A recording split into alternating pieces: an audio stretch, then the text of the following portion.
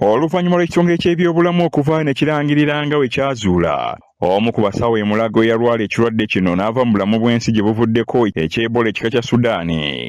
Ekitongole kino kigamba kyagenda mu maaso ne kaweefube ow'okulondoola abantu bonna. Omusawo ono bye yasinkanako mu kadde ako era ng'ab'eŋŋanda ze babiri be baazuuliddwamu obulwadde buno nga bali mu kufuna bujjanjabi n'abasoba mu 2 bali mu kulondoolwa.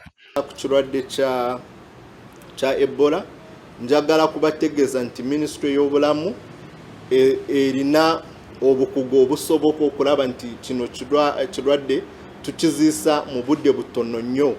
Bwe twogerera tumaze okulaba nti abantu abawera 234 tubasobodde okubagoberera ne tuba listinga nga contacts case gye yasooka gye twarangirira ewiiki eweddeko.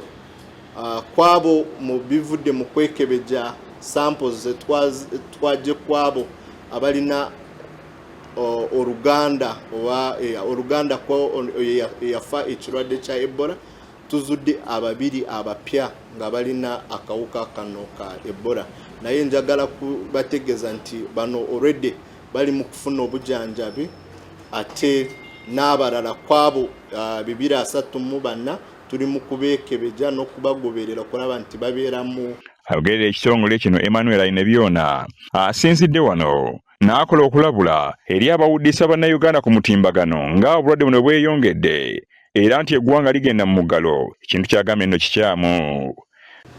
Njagala kukubiriza guno omulanga nti tubeera n'ebirwadde nga bino ebitiisa waliwo abagufudde omuze okugenda ku mikutu gya social media n'emikutu gya tekinologiya emirala nga zi website okusasamaza abantu ne babawa amawulire ag'obulimba nga bagamba nti ekirwadde kyeyongedde nti wagenda beerayo lockdown.